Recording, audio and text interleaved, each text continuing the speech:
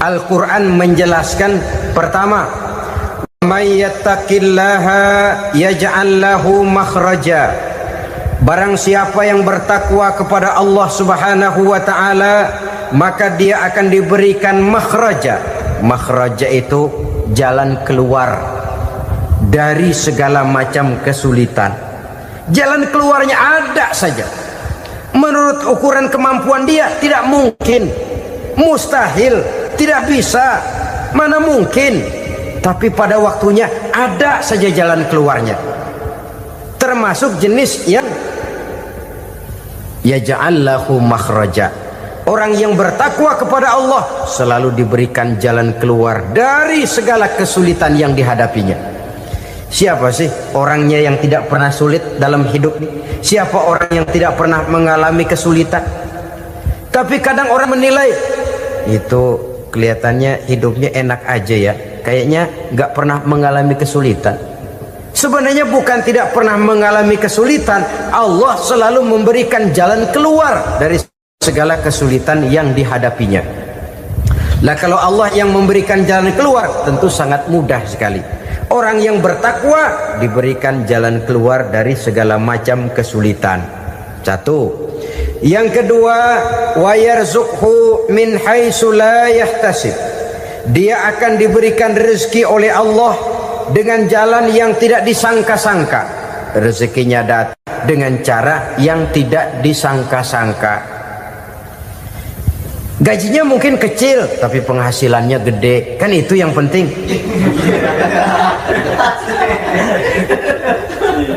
Gaji dan penghasilan kan lain tuh. Boleh jadi gaji kecil, asal penghasilan gede, kan nikmat hidup itu. Nah, penghasilan ini ada yang bisa kita perkirakan. Bisa kita perkirakan. Misalnya gaji itu tadi. Kalau saya kerja, gaji saya begini. Ada rezeki yang masuk jenis min haitsu la yahtasib.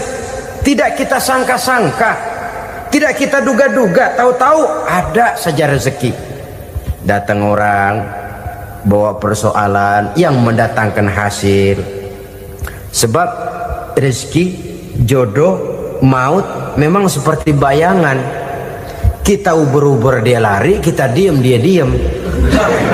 Kan gemesin itu. Bayang-bayang itu begitu. Kita kejar, dia lari. Rezeki juga begitu. Kita diam, dia diam. Setengah mati yang namanya rezeki kita cari, kita uber, ngobek sampai ratusan bohong kita kerjain. Tapi memang belum waktunya, ya sulit untuk tembus. Tapi kadang-kadang giliran kita nongkrong di rumah, datang orang bawain rezeki. Itulah yang namanya rezeki. Tapi ini untuk orang yang bertakwa. Kalau tidak punya kredibilitas takwa, jangan lalu pakai ayat ini. Diberikan Allah dengan rezeki dengan jalan yang tidak disangka. Kan ada ayatnya dah. Kita mah manteng aja di rumah dah. Ntar juga tuh rezeki datang. Ini fasilitas yang diberikan kepada orang yang wa may yattaqillah, bertakwa kepada Allah, yarzuqhu min haitsu la yahtasib, diberikan rezeki dengan cara yang tidak disangka-sangkanya. Maka kadar ketakwaan jangan membuat kita buruk sangka. Tuh orang ya nggak kemana-mana, duitnya ada aja. Kalau dia takwa, Allah berikan jalan keluar. Yang lantas ngelihat kiai orangnya ahli ibadah, ilmunya tinggi, akhlaknya luar biasa, takwanya tinggi, rezekinya lancar, lalu husnuzon nih kiai nggak kemana-mana, duitnya banyak, miara tuyul kali ini. Itu termasuk jaminan Allah yang masuk kategori min haitsu la yahtasib. Yang ketiga, yaj'al lahu min amrihi yusra, dimudahkan segala urusannya. Dimudahkan segala urusannya. Kemudian yang keempat, yukaffir anhu sayyiatihi wa yu'azzim lahu ajra, diampuni segala kesalahannya dan dibesarkan pahala kebaikan yang dikerjakannya. Maka mudah-mudahan puasa yang kita kerjakan mengantarkan kita kepada ketakwaan kepada Allah, dan takwa membuka janji Allah kepada kita di dalam kehidupan ini. Kenapa sih kita yakin Quran itu kitab suci? Pertama, ajarannya sesuai dengan fitrah manusia. Suatu kitab dinamakan suci kalau konsep ajarannya sesuai dengan fitrah. Contoh, ini laki-laki ini seneng nggak sama perempuan? Normal. Kalau nggak seneng saya ragu-ragu. Perempuan seneng nggak sama laki-laki?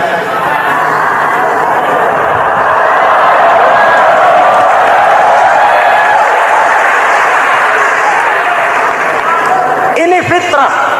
Laki-laki suka perempuan, perempuan suka laki-laki. Quran memahami itu. Hai laki-laki, kau senang dengan perempuan. Hai perempuan, kau suka dengan laki-laki. Oke, lewat sini, lewat pintu yang disebut nikah. Kalau kitab suci melarang nikah, itu bertentangan dengan fitrah manusia. Maka dalam Quran, mulai dari umat sampai ulama dan segala profesi dianjurkan nikah. Kalau kiai tidak boleh nikah, saya pilih mengundurkan diri, Pak.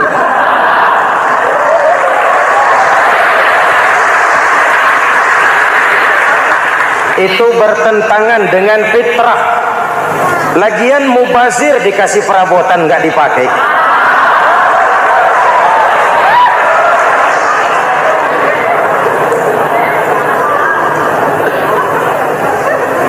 Fitrah.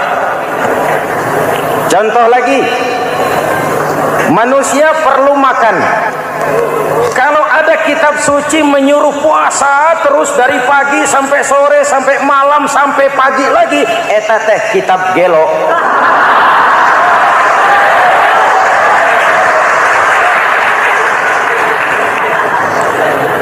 Quran sesuai dengan fitrah. Puasa mulai dari imsak sampai datang waktu maghrib. Puasa ngebleng dari pagi sampai sore sampai malam merusak kesehatan. Malam berpuasa boleh bergaul dengan istri. Kenapa? Fitrah. Kalau siang tidak boleh, malam tidak boleh, sebulan penuh panas kepala.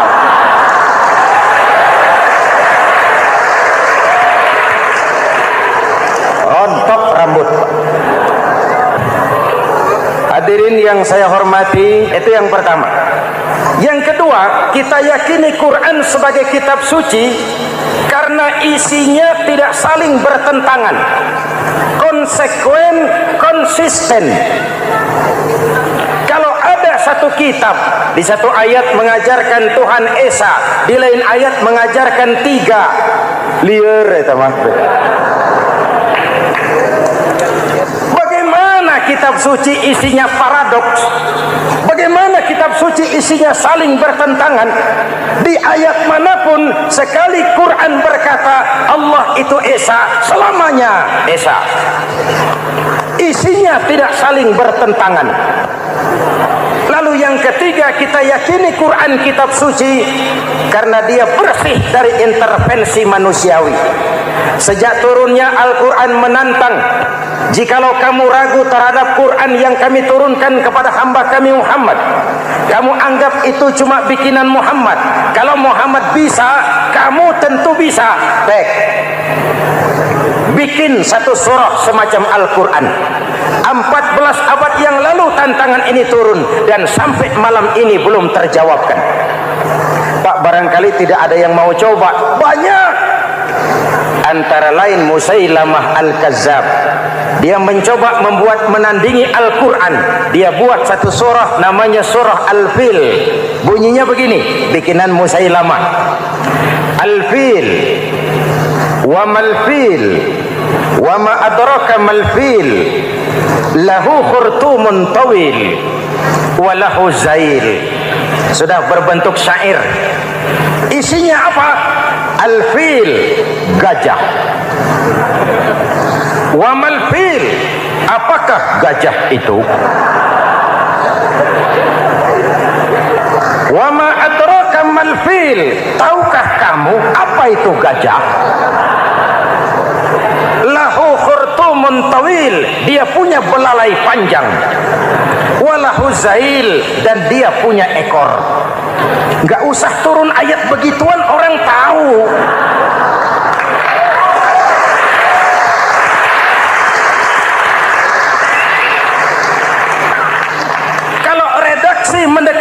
maka isi jauh panggang dari api. Kitab suci bersih dari campur tangan manusiawi. Maka Al-Quran ke bahasa apapun dia diterjemahkan, naskah aslinya tetap ikut. Dia boleh diterjemahkan ke bahasa Sunda, bahasa Jawa, bahasa Padang, bahasa Inggris, bahasa Jerman, bahasa Belanda, naskah aslinya tetap ada. Kenapa? Bahasa ke bahasa perbedaannya sering frontal. Kalau dari gelas menjadi gelas, eta mah caket. Dari lamp menjadi lampu, itu masih serumpun. Tapi cokot Sunda dengan cokot Jawa itu jauh bedanya. Atos Sunda dengan atos Jawa itu jauh. Ulama Sunda sama ulama Jawa nggak pernah akur kalimat atos ini.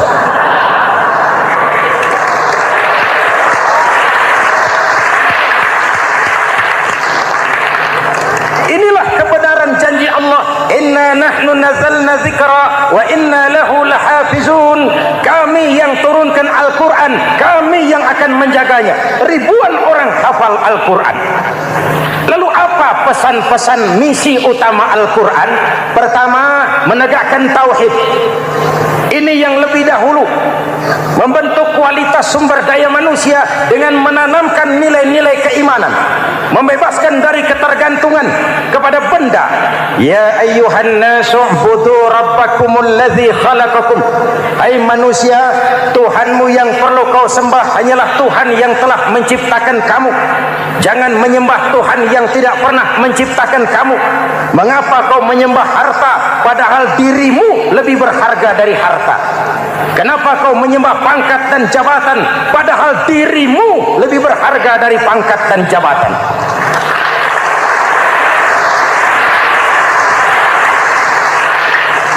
Diajak rasio berpikir, Tuhanmu yang perlu kau sembah hanyalah Tuhan yang menciptakan kamu. Dan Tuhan yang menciptakan kamu itu Tuhan yang lam yalid walam yulad, yang laisa kamislihi syai'un, dan itulah Allah Subhanahu wa taala. Ayo orang teh, ayeuna teh. Boleh pakai teh? Ayeuna teh, kita teh. Kalau kepada syirik jali, syirik yang terang-terangan, insya Allah tidak. Nyata-nyata menyembah berhala, tidak. Nyata-nyata menyembah pohon, tidak. Nyata-nyata berkeyakinan Tuhan lebih dari satu, tidak. Tapi kita sering terjebak pada syirik kecil, syirik khafi, syirik yang tersamar. Saya sejak pakai cincin ini, jangankan anak gadis, nenek-nenek ngelihat saya cincin. Jangankan anak gadis, nenek-nenek lihat saya lemes cincin. Ini saya sejak ada perkutut di rumah ini dagang lancar perkutut. Ini Ramadan, bulan penempaan nilai-nilai keimanan. Misi utama Quran menegakkan tauhid, mengurangi kemusyrikan, membebaskan manusia dari ketergantungan kepada benda. Dari situ kualitas sumber daya manusia dimulai. Saya sering ungkapkan, selama ini sistem pendidikan kita cuma mengisi otak, bukan membentuk watak. Otak diisi segala macam ilmu, tapi hati kosong, agama rapuh, akhirnya moral rendah. Muncul manusia-manusia yang pintar, cuma sayang tidak benar. Indonesia kita bangkrut, Indonesia kita terpuruk, Indonesia kita sakit sekarang ini, kan ulahnya orang-orang yang pintar tapi tidak benar.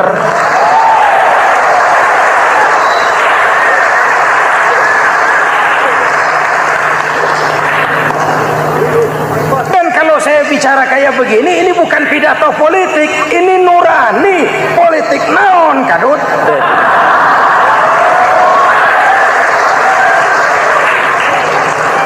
Ini nurani, ini tanggung jawab sebagai anak bangsa. Ibu bapak, saudara-saudara hadirin yang saya hormati, Rasul kalau masuk sepertiga yang akhir, sing-singkan lengan baju, hamparkan sajadah, lebih banyak di masjid daripada di rumah. Itu Rasul. Maka sepertiga yang akhir masjid makin ramai. Lihat Masjidil Haram. Lain dengan kita. Sepertiga yang akhir masjid mulai mengalami kemajuan. Safnya makin maju.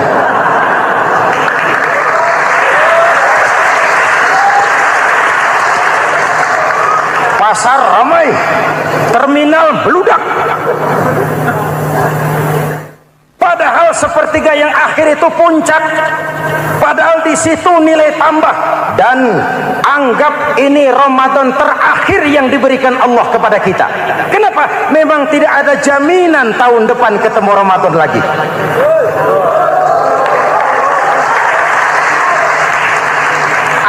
Ini Ramadan terakhir yang diberikan Allah kepada kita.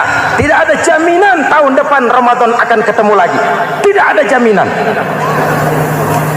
Manfaatkan peluang ini untuk melakukan pemutihan. Semua kita melakukan introspeksi. Tidak tahu kita Ramadan tahun depan nanti masih ketemu apa tidak. Sebagaimana kita tidak tahu kita masih hidup atau tidak. Hadirin yang saya hormati, misi kedua Al-Quran, persaudaraan, kebersamaan atas dasar keadilan dan kebenaran. Manusia bersuku-suku, ya. Manusia berbangsa-bangsa, memang itu diakui oleh Al-Quran. Inna khalaqnakum min dzakari wa untha wa ja'alnakum syu'uban wa qabaila. Kami ciptakan kamu dari laki-laki dan perempuan. Kami jadikan kamu bersuku-suku dan berbangsa-bangsa. Apa tujuannya? Agar kamu saling mengenal satu dengan yang lain. Persaudaraan, kebersamaan atas dasar keadilan dan kebenaran. Yang terlepas dari ras. Dari manapun orang datang, apapun warna kulitnya, dari suku apapun ia dilahirkan, kalau akidahnya sama, itu kan saudara kita.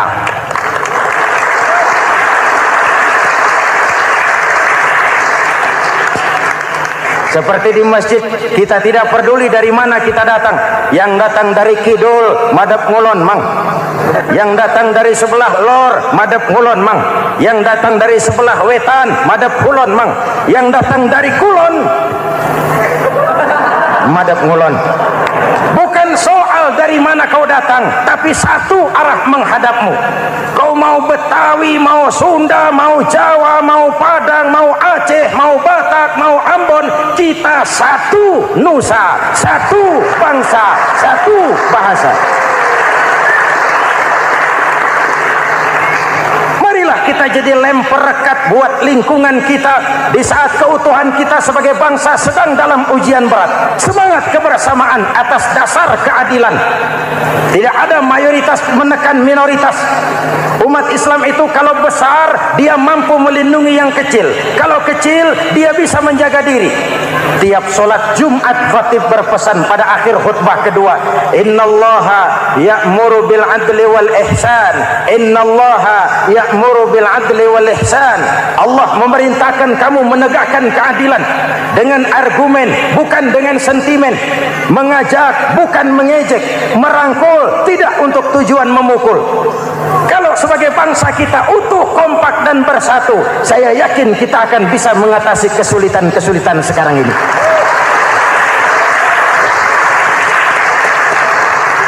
Kan kita prihatin kadang-kadang tawuran antar desa, antar RT, antar RW, antar kecamatan, sampai antar elit di atas. Makanya saya ulang lagi pesan ini, kalau elit di atas tawuran, jadilah penonton yang baik. Saudara-saudara kaum muslimin yang saya cintai, kita prihatin, kita seakan tercabut dari akar budaya kita sebagai bangsa. Kenapa kita yang berfalsafahkan Pancasila, kenapa kita yang berketuhanan yang Maha Esa tiba-tiba jadi beringas dan brutal?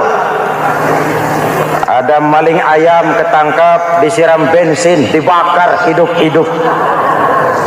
Kok kita bisa begitu? Street justice, pengadilan jalanan mulai tegak. Iyalah kita tidak puas dengan kerja aparat kita, tapi jangan main hakim sendiri. Ini negara, bukan hutan.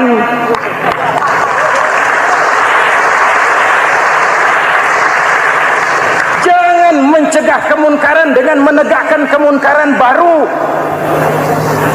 Oleh hal-hal yang sepele yang mestinya kita bisa mencari jalan keluar dengan baik.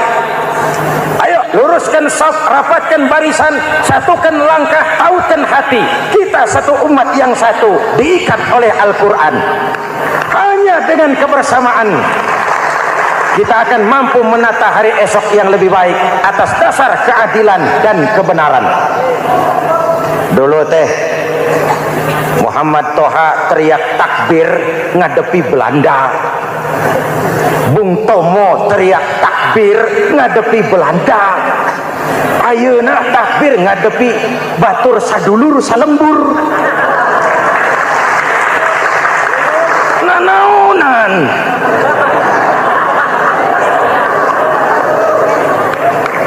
Bung Tomo teriak takbir, Muhammad Toha teriak takbir. Yang dihadapi jelas penjajah Belanda.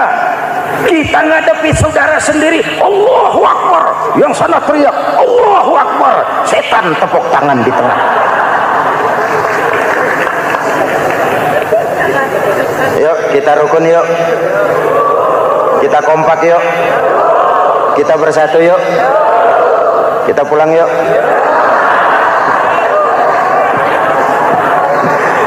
Ini misi kedua. Misi yang ketiga, Al-Quran membebaskan manusia dari gaya hidup sekuler.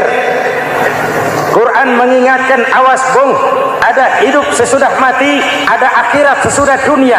Lebih untung orang yang percaya akhirat daripada yang tidak. Paling tidak hidupnya normatif. Contoh, saudara yakin akhirat ada, lalu saudara hidup baik-baik, menjauhi yang munkar, meninggalkan yang haram, saudara sujud, puasa, jihad, lalu saudara mati. Setelah mati ternyata akhirat tidak ada. Tidak ada ruginya. Paling kurang kita sudah dicatat sebagai orang baik.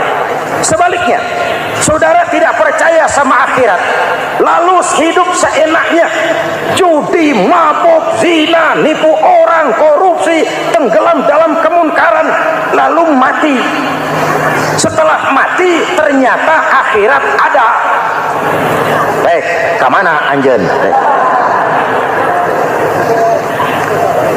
Lebih untung orang yang percaya akhirat ketimbang yang tidak. Hidupnya ada rem. Iya pak, saya kepengen banyak uang, tapi kalau main judi nanti di akhirat bagaimana? Iya, saya kepengen jadi orang kaya, tapi kalau korupsi, nipu orang, buka peternakan tuyul, nanti di akhirat bagaimana? Gaya hidup yang berkeseimbangan. Ada hidup sesudah mati dan ada akhirat sesudah dunia. Yang keempat, Quran membebaskan manusia dari belenggu kebodohan. Quran ayat yang pertama turun sudah berkata, Iqra, baca, kamu jangan jadi bodoh. Kebodohan menimbulkan kemiskinan, kemiskinan mendekatkan kepada kekufuran. Yang kelima, ini kado buat ibu-ibu. Quran mengangkat harkat, derajat dan martabat kaum wanita. Sebelum Quran turun, sebelum Islam datang, nasib wanita sangat menyedihkan. Dilahirkan hanya untuk melahirkan. Kalaupun berperan, peranannya tidak lebih segitiga. Dapur, sumur, kasur. Kasur, sumur, dapur. Dapur, sumur, kasur. Wanita dilecehkan, sekadar alat pemuas nafsu. Datang Islam, Rasul terenyuh, An-nisa imadul bilad. Wanita adalah tiangnya negara. Jikalau baik wanita, baik negara. Jikalau rusak wanita, hancur negara. Karena wanita, negara jaya. Betul? Karena wanita, negara hancur. Betul? Maka wanita adalah bidadari yang kadang-kadang setan. Kadang-kadang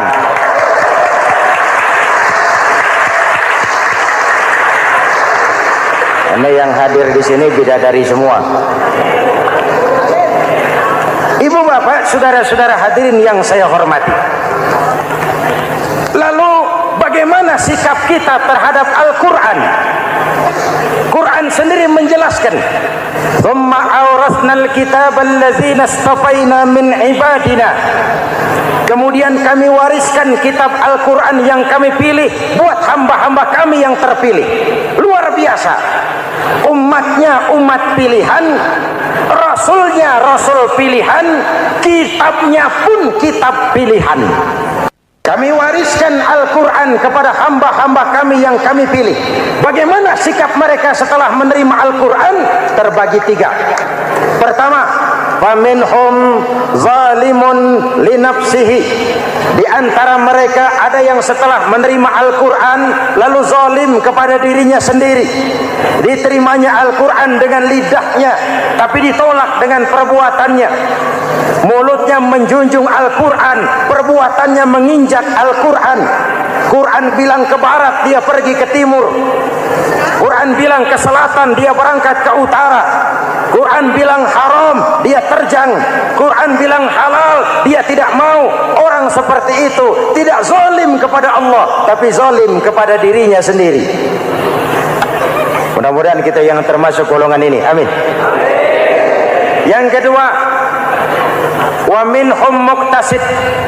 Di antara mereka ada yang menerima Quran 50-50. Separuh-separuh. Yang enak dilaksanakan, yang berat ditinggal. Padahal pada sisi lain Quran mengajarkan masuklah ke dalam Islam secara total, kafah, jangan separuh-separuh. Ini watak munafik. Kalau dilihat Islam menguntungkan, rame-rame teriak Islam. Ketika diminta berjihad, diminta berkorban, diminta zakat, rame-rame mengundurkan diri. Saya bangkrut pak, saya miskin pak, saya pailit pak.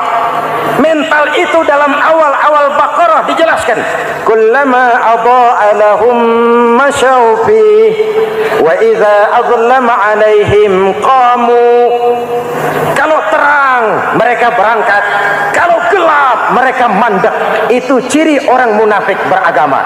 Kalau Islam menguntungkan, rame-rame teriak Islam. Ketika diminta berjihad, berkorban, berjuang, rame-rame mengundurkan diri. Muqtasid. Golongan yang ketiga, ini yang ideal. Wa minhum sabiqum bil khairati biiznillah. Di antara mereka ada yang setelah menerima Al-Quran lalu berlomba-lomba mengamalkannya, berlomba-lomba melaksanakannya. Jangan sampai yang baca Quran dengan suara merdu dapat piala, yang mengamalkan Quran dengan konsekuen dapat penjara.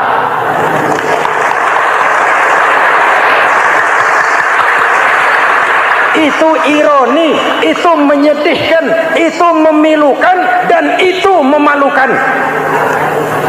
Pilihan terserah kita. Satu hadis Rasulullah mengajarkan begini, man ja'alal qur'ana amamahu qadahu ilal jannah wa man ja'alal qur'ana khalfahu saqahu ilan nar. Siapa yang meletakkan Quran di depannya, dijadikannya Quran sebagai imam, Quran akan membimbing dia ke surga, surga dunia, lebih-lebih surga akhirat. Sebaliknya, siapa yang meletakkan Quran di belakang, dibelakanginya ajaran Quran, Quran akan mendorong dia ke neraka, neraka dunia, lebih-lebih neraka akhirat. Quran imam apa makmum? Kita makmum apa imam? Makmum ikut imam apa imam ikut makmum? Makmum ikut imam. Jikalau Quran adalah imam, jikalau kita adalah makmum. Ke barat kata Quran, ke barat kita berangkat. Ke timur kata Quran, ke timur kita menuju. Halal kata Quran, itu yang kita ambil.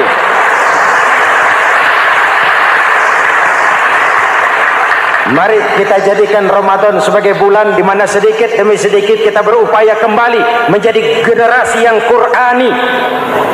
Rasulullah pernah ditanya, kalau Tuhan wafat ya Rasul, kemana kami minta nasihat? Aku tinggalkan kamu dua nasihat, satu yang diam saja, satu yang bisa bicara. Yang bisa bicara apa ya Rasul? Al-Quran. Minta nasihat Quran. Yang diam saja apa ya Rasul? Maut. Dalam hidup ada dua nasihat. Nasihat yang bisa bicara, Al-Quran. Nasihat yang diam saja, maut. Mau dagang, minta nasihat Quran. Mau bertetangga, minta nasihat Quran. Itu nasihat. Nasihat yang kedua, diam saja, tahu-tahu datang maut.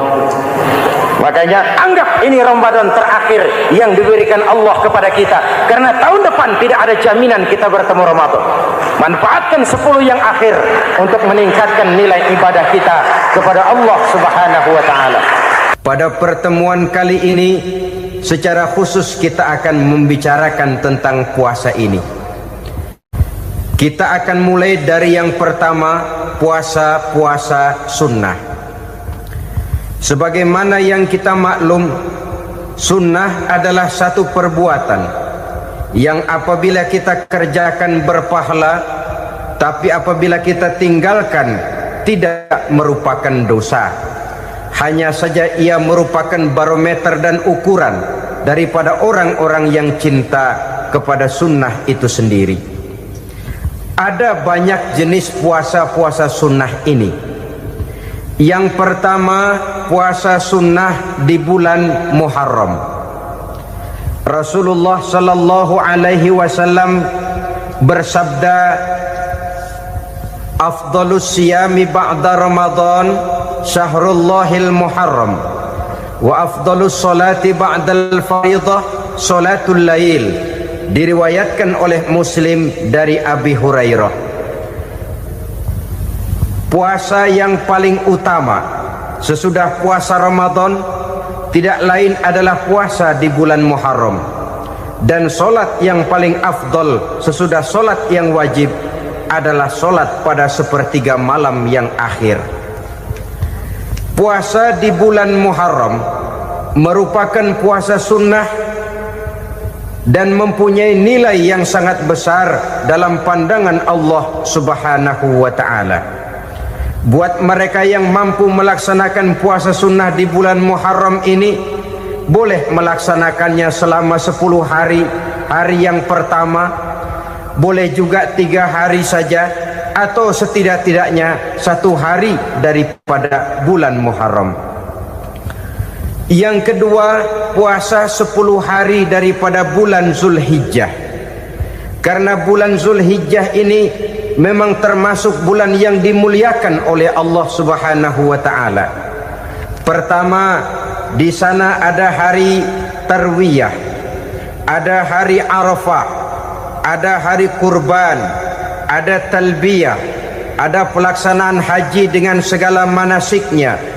Maka puasa sunnah di bulan Zulhijjah merupakan amalan yang sangat utama dan besar pahalanya dalam pandangan Allah Azza wa Jalla. Sebagian ulama menjelaskan, man shoma hazihil ayyam akramahullahu bi asri asya'in. Siapa orang yang melaksanakan ibadah puasa sunnah pada hari-hari 10 di bulan Zulhijjah ini, Allah Subhanahu wa ta'ala akan memuliakannya dengan 10 macam perkara. Saudara, ini keuntungannya. Yang pertama, orang yang puasa di hari-hari 10 bulan Zulhijjah diberikan al-barakah fi umrihi, diberikan keberkahan pada umurnya. Setiap kita ingin memperoleh umur yang berkah. Umur yang berkah itu yang bagaimana? Apa yang jumlahnya panjang? Mungkin. Tetapi yang jelas, umur yang berkah ini adalah umur yang bisa dipertanggungjawabkan di hadapan Allah Subhanahu wa ta'ala.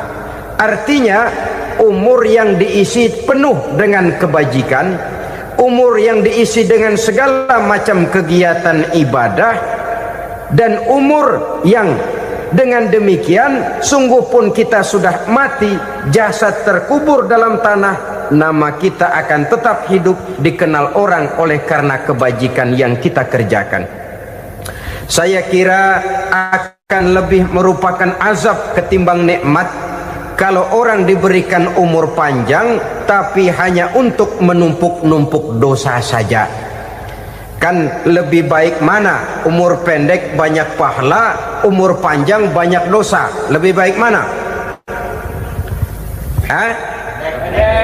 Saya yakin yang paling baik tentu umur panjang banyak pahala. Paling sial umur pendek dosa melulu. Sudah diberikan umur pendek tidak seberapa, dosa berlipat ganda. Itu kalau orang kampung bilang tekor namanya. Rugi. Umur pendek hanya untuk menumpuk-numpuk dosa. Boleh jadi kalau umat-umat zaman dulu, saudara, mereka diberikan umur panjang. Nabi Adam, kita tahu Nabi Adam itu 2000 tahun umurnya. Nabi Nuh 950 tahun. Umatnya ya rata-rata segitu itu. Nah, kalau mereka misalnya punya umur 800 tahun, lalu 200 tahun mereka melakukan dosa, kan masih punya restan 600 tahun untuk taubat. Karena umurnya diberikan jatah panjang. Kita ini oleh Allah Subhanahu wa taala, umat Nabi Muhammad ini umurnya pendek-pendek. Kalau nyontoh Nabi 63 tahun saja. Kalau diberikan 70 tahun umur kita sekarang, itu sudah dapat jatah lebih 7 tahun. Alhamdulillah bahwa Allah memberikan saat-saat, waktu-waktu, tempat-tempat yang punya nilai istimewa, sehingga umur yang pendek ini bisa bernilai panjang, nilai ibadahnya bisa bernilai pahala seperti umat yang berumur panjang dahulu itu. Karena itu manfaatkan umur dengan baik, dan salah satu keberkahan daripada umur akan datang dengan melaksanakan ibadah puasa sunnah. Ini yang pertama. Yang kedua, az-ziyadatu fi malihi, berikan tambahan hartanya, menjadi orang kaya. Kaya apa? Kaya hati setidak-tidaknya. Karena dengan tekun dan rajin melaksanakan ibadah puasa, yang segera tertanam dalam jiwa seseorang merasakan cukup di dalam kehidupan. Itulah dia orang yang paling kaya, orang yang hidupnya paling cukup. Kalau orang sudah merasa cukup dalam hidupnya, maka itulah dia orang yang kaya. Saudara-saudara kaum muslimin rahimakumullah, puasa sunnah memberikan tambahan harta, usahanya berkembang, dengan demikian membawa keberkahan, hartanya makin bertambah, akan menunjang ibadahnya kepada Allah, lebih memantapkan dan membawa ketenangan dalam hidupnya. Itu termasuk berkahnya melaksanakan puasa sunnah itu. Yang ketiga, al-hifzu fi iyalihi, diberikan penjagaan, perlindungan terhadap keluarganya, anaknya sehat, sanak famili dan handai tolannya terjaga dan terpelihara dari segala malapetaka, dari segala mara bahaya, kesehatannya terjamin dan terpelihara. Itu sudah merupakan modal yang sangat besar di dalam kita mengarungi kehidupan. Sebab rasanya sulit untuk bahagia, duit kita banyak sekali, usaha kita selalu mendatangkan untung yang berlipat ganda. Tapi sebentar-sebentar anak kita sakit, yang ampek, yang korengan, yang kena musibah, ndak tak karu-karuan sakit, berobat sampai jutaan rupiah. Itu kan sudah tidak membawa kebahagiaan. Uang masuk yang begitu banyak jumlahnya, habis akhirnya untuk berobat saja. Sebenarnya hitung-hitung ya seri-seri juga. Usaha berhasil, duit banyak, habis untuk berobat. Lah sama juga saudara-saudara. Jadi dengan demikian, biar duit kita banyak, asal keluarga pada sehat saja, udah enak bener itu. Duit banyak, ekonomi cukup, keluarga sehat, nikmat rasanya menjalani kehidupan ini. Yang kiamat sudah duit kagak barang seperak, keluarga ampek semua. Kiamat sudah. Saudara hadirin yang saya hormati, jadi yang ketiga, Allah memberikan pemeliharaan terhadap keluarganya. Satu kali orang dipelihara Allah, tidak satu kekuatan pun yang bisa mencelakakan. Satu kali orang disengsarakan Allah, tidak satu tenaga pun yang mampu menyelamatkannya. Itulah sebabnya perlindungan Allah, pemeliharaan Allah terhadap diri dan keluarga sangat kita perlukan di dalam kehidupan ini. Dengan melaksanakan ibadah puasa, kita mendekatkan diri kepada Allah. Dengan dekat kepada Allah, maka Allah pun dekat kepada kita. Sehingga dalam hadis qudsi dikatakan, ta'arraf ilallahi firraha ya'rifka fi syiddah. Ingatlah kepada Allah di waktu kamu senang, agar Allah ingat kepada kamu di waktu kamu susah. Yang kita laksanakan kadang-kadang sebaliknya. Waktu susah kita ingat Allah, waktu senang kita lupa Allah. Akhirnya nanti pada waktu kita melarat, kebelangsak, susah dan sebagainya, pertolongan tidak akan datang kepada kita. Benar, ta'arraf ilallah firraha ya'rifka fi syiddah.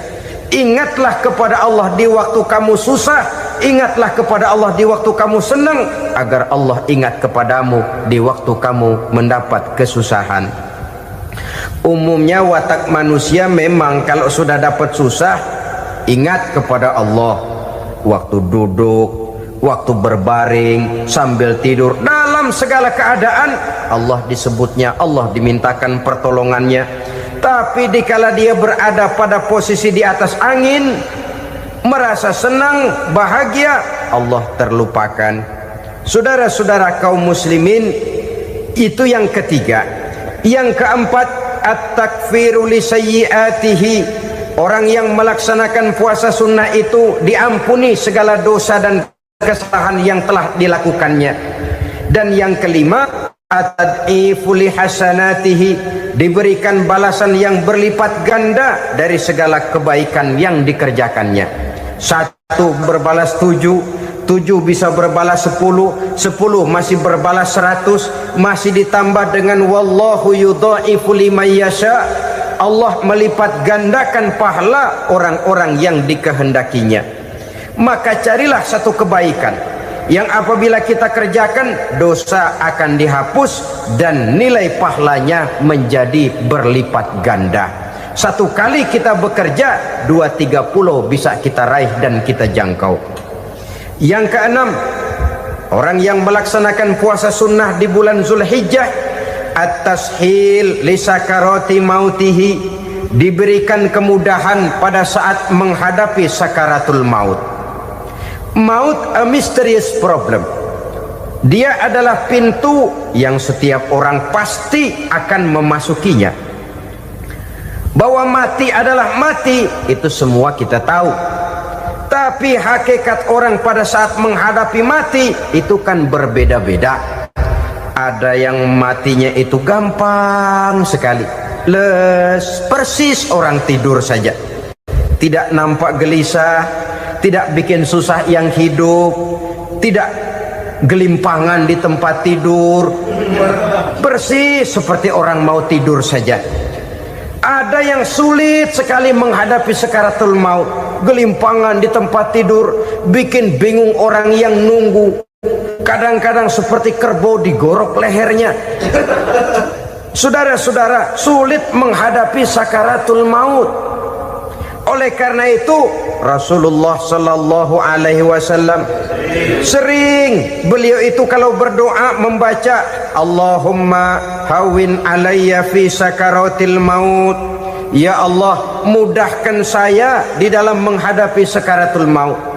Rasulullah saja, saudara, orang yang ibadahnya paling banyak, orang yang hatinya paling bersih, orang yang akhlaknya paling luhur, masih berdoa semacam ini. Mohon dimudahkan oleh Allah agar mudah menghadapi sakaratul maut. Apalagi kita, terus terang kita ini paling-paling kelas muhtalid, bangsa sama pahala mau sama dosa doyan. Lebih perlu lagi menghadapi sakaratul maut, sehingga apabila malaikat maut datang menjemput nyawa kita, dimudahkan, jangan dibikin sulit, supaya mudah. Jadilah orang baik-baik. Biasanya kalau banyak yang mati, malaikat maut juga kali main-mainin dulu tuh orang. kutak-katik, ditakut-takutin dan segala macam. Saudara hadirin yang saya hormati, maka menghadapi sakaratul maut ini merupakan kunci. Apakah seseorang bisa husnul khatimah atau bisa su'ul khatimah? Salah satu jalan untuk memudahkan diri menghadapi sakaratul maut, melaksanakan puasa sunnah di bulan Zulhijjah ini. Yang ketujuh, ad-diya'u li zulumati qabrihi, diberikan terang di alam kuburnya. Kubur, saudara tahu, saudara tentu sering lihat orang dimasukkan ke liang lahat, ditutup dengan papan, dinding ari kata kita di kampung, lalu diuruk lagi dengan tanah. Dalamnya liang lahat, gelapnya liang lahat, gelapnya diuruk dengan tanah, gelapnya di dalam kubur, tiga gelap yang menjadi satu. Bapak moyangnya gelap.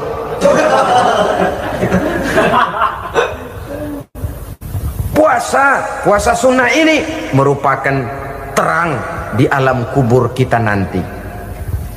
Yang kedelapan, at-tasqil limizanihi, diberikan keringanan pada timbangan di hari akhirat nanti. Bahwa setelah dibangkitkan dari kubur, setiap kita akan menghadapi perhitungan, akan ditimbang segala macam kebaikan dan segala macam kejahatan yang pernah kita lakukan di dalam kehidupan.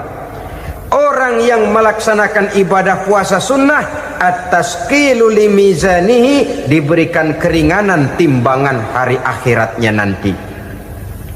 Yang kesembilan, an-najah minal bala, diberikan keselamatan dari segala macam bencana. Dan yang ke-10, as-su'ud ala darajatihi, diberikan ketinggian, naik derajatnya, derajat di dunia, lebih-lebih lagi derajat di akhirat nanti. Ini keutamaan yang diberikan Allah Subhanahu wa ta'ala kepada mereka yang melaksanakan ibadah puasa 10 hari di bulan Zulhijjah menurut penjelasan sebagian dari para ulama kita. Jadi setelah puasa Muharram ada lagi puasa Zulhijjah. Kemudian puasa sunnah yang ketiga, puasa sunnah pada hari Senin dan hari Kamis. Apa sumber hukumnya?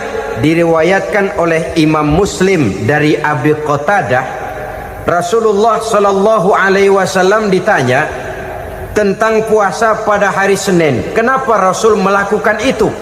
Beliau menjawab, zalika yaumu wulidtu fihi wa yaumu bu'istu au unzila alayya fihi. Hari Senin itu adalah hari di mana aku dilahirkan dan hari di mana aku dibangkitkan. Wahyu pertama turun kepadaku pun pada hari itu. Maka sunnah melaksanakan puasa pada hari itu. Adapun hari Kamis, ada hadis yang diriwayatkan oleh Imam Turmuzi dari Abi Hurairah, Nabi bersabda, tu'radul a'malu yaumul isnaini wal khamisi fa uhibbu ay yu'radu amali wa ana sha'im. Disetor amal setiap manusia pada hari Senin dan pada hari Kamis. Maka aku ingin, kata Nabi, agar pada saat amalku disetor itu aku sedang puasa. Jadi malaikat itu menurut riwayat ini mencatat dan menyetorkan catatan amalan seseorang pada hari Senin, hari Kamis. Tiap hari Senin amalan kita disetor oleh malaikat. Catatan terakhir tentu yang sedang kita kerjakan, sehingga yang masuk daftar, saya tinggalkan orang ini, dia sedang puasa, karena naik catatan amalnya pada hari Senin. Kamis diangkat lagi, catatan paling akhir, saya tinggalkan orang ini, dia sedang puasa. Itu makna fa uhibbu ayyurada amali wa ana shaim. Aku senang kalau pada saat amalku disetor, catatan paling akhir aku lagi puasa. Satu keistimewaan. Alangkah celaka tiap amalan disetor kita sedang berbuat jahat. Senin Kemis teler, mabok, judi. Tiap amalan disetor, catatan akhirnya saya tinggalkan si fulan lagi teler. Laporan Senin. Kemis laporan lagi, saya tinggalkan si fulan lagi mirit kartu. Saudara hadirin yang saya muliakan, alangkah jeleknya catatan kita. Oleh karena itu sunnah puasa pada hari Senin dan hari Kemis. Ini amalan sunnah, saudara-saudara. Dan oleh karena ini amalan sunnah, sebagian ulama memberikan penjelasan, walaupun lupa niat, kalau sudah malam itu lupa niat, boleh niatnya sudah siang puasa sunnah ini, dengan catatan dari pagi belum makan apa-apa. Malam saudara lupa, tahu-tahu ingat ini hari Senin, dah jam 10, niatlah jam 10 itu sah puasanya, asal dari pagi belum makan apa-apa. Tapi kalau sudah dapat 2 piring baru niat jam 10, itu lain, ngojek namanya. Jadi puasa sunnah yang ketiga, puasa pada hari Senin dan hari Kamis. Yang keempat, puasa jenis sunnah yang keempat, puasa 6 hari di bulan Syawal. Diriwayatkan oleh Imam Muslim dari Abi Ayyub bahwa Nabi bersabda, "Man shoma Ramadhana summa atba'ahu sittan min Syawal kana kasyamid dahri." Barang siapa yang berpuasa di bulan Ramadan kemudian diikutinya dengan 6 hari di bulan Syawal, maka dia seolah-olah seperti orang yang berpuasa 1 abad lamanya. Allahu Akbar. Demikian besar keuntungannya. 6 hari di bulan Syawal sama dengan orang yang berpuasa 1 abad lamanya. Ini fadailul a'mal, saudara-saudara. Jangan diartikan karena menang sudah puasa 6 hari bulan Syawal, Ramadan tahun depannya lantas nggak puasa. Kenapa? Ukurannya sudah 1 abad. Bukan itu pengertiannya. Ini mendorong orang memberikan ganjaran pahala yang sedemikian besar. 6 hari setelah Ramadan, artinya di bulan Syawal, tidak pada hari pertama Syawal karena haram hukumnya berpuasa pada hari fitri itu. 6 hari di bulan Syawal, tinggal lihat yang mampunya saja, boleh berurutan, boleh tidak berselang-seling, boleh, asal saja jumlahnya 6 hari selama masih bulan Syawal itu. Hari ini 3 hari lagi, 4 hari lagi, diselang-seling atau berurutan, itu juga lebih baik. Puasa sunnah 6 hari daripada bulan Syawal. Kemudian yang kelima, puasa sunnah 3 hari pada setiap bulan. 3 hari pada setiap bulan. Diriwayatkan oleh Imam Bukhari dan Muslim dari Abi Hurairah. Abi Hurairah bercerita, "Ausani khalili sallallahu alaihi wasallam bisalasin." Kekasih saya Rasulullah berwasiat kepada saya, memesankan benar-benar kepada saya untuk melaksanakan 3 amalan yang terpuji. Pertama, siyamu salasati ayyamin min kulli syahrin. Puasa 3 hari dalam setiap bulan. Ini wasiat yang pertama. 3 hari pada setiap bulan. Tidak peduli bulan apa saja. Dalam artian ya bulan menurut perhitungan Islam ya. Muharram, Safar, Rabiul Awal, Rabiul Tsani, Jumadal Ula, Jumadil Akhir, Rajab, Sya'ban, Ramadan, Syawal, Zulqa'dah, Zulhijjah dan selanjutnya. 3 hari pada setiap bulan. Tanggalnya tanggal berapa saja. Lebih utama pada yang disebut Yaumul Bid, yaitu hari-hari di mana bulan menunjukkan purnama. Tanggal 13, tanggal 14 dan tanggal 15 pada setiap bulannya itu disunahkan melaksanakan puasa. Itu wasiat pertama, puasa 3 hari pada setiap bulan.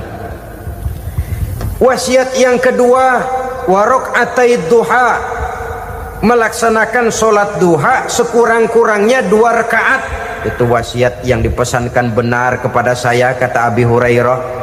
Pertama, puasa 3 hari pada setiap bulan. Yang kedua, usahakan jangan meninggalkan 2 rakaat minimal daripada sembahyang duha. Kita tahu sembahyang duha itu sembahyang sunnah di waktu pagi seketika matahari naik sepenggalahan. Sekurang-kurangnya 2 rakaat, sebanyak-banyaknya 8 rakaat. Di antara fadilah atau keutamaan daripada sholat duha ini yaitu menyangkut masalah rezeki dan usaha. Kemudian wasiat yang ketiga, wa an utira qabla an anama. Beliau sangat berwasiat kepada saya untuk sholat witir sebelum tidur. Artinya sholat malam sebagai amalan sunnah di dalam kehidupan kita. Jadi saudara-saudara, dalam hidup ini kita akan selalu berbentur dengan keperluan. Kalau pada suatu saat kita sudah sampai kepada tahap berpikir ini keperluan saya, tentu hal-hal semacam ini akan kita kerjakan. Kita belum tergerak melaksanakan ini semua oleh karena barangkali kita merasa belum memerlukannya. Karena itu marilah kita berusaha di samping melaksanakan puasa yang wajib juga melaksanakan puasa yang sunnah di dalam kehidupan kita. Ini jenis puasa-puasa yang sunnah.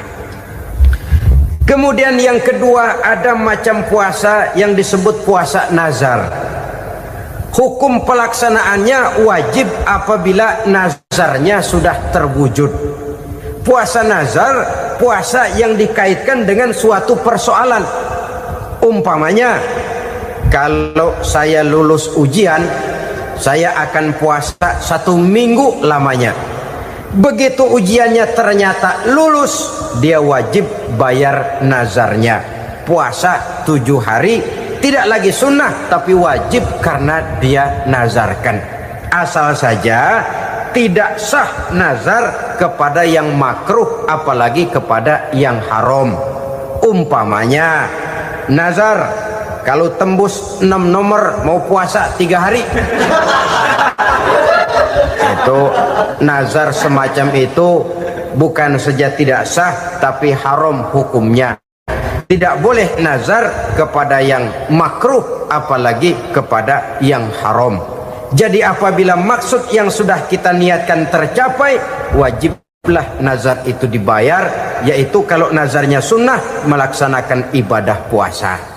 Al-Quran menjelaskan pertama, may yattaqillaha yaj'al lahu makhraja. Barang siapa yang bertakwa kepada Allah Subhanahu wa taala, maka dia akan diberikan makhraja. Makhraja itu jalan keluar dari segala macam kesulitan. Jalan keluarnya ada saja. Menurut ukuran kemampuan dia tidak mungkin, mustahil, tidak bisa, mana mungkin. Tapi pada waktunya ada saja jalan keluarnya. Termasuk jenis yang yaj'al lahu makhraja. Orang yang bertakwa kepada Allah selalu diberikan jalan keluar dari segala kesulitan yang dihadapinya. Siapa sih orangnya yang tidak pernah sulit dalam hidup ini? Siapa orang yang tidak pernah mengalami kesulitan? Tapi kadang orang menilai itu kelihatannya hidupnya enak aja ya, kayaknya nggak pernah mengalami kesulitan. Sebenarnya bukan tidak pernah mengalami kesulitan, Allah selalu memberikan jalan keluar dari segala kesulitan yang dihadapinya. Lah kalau Allah yang memberikan jalan keluar, tentu sangat mudah sekali. Orang yang bertakwa diberikan jalan keluar dari segala macam kesulitan. Satu. Yang kedua, wa yarzuqhu min haitsu la yahtasib.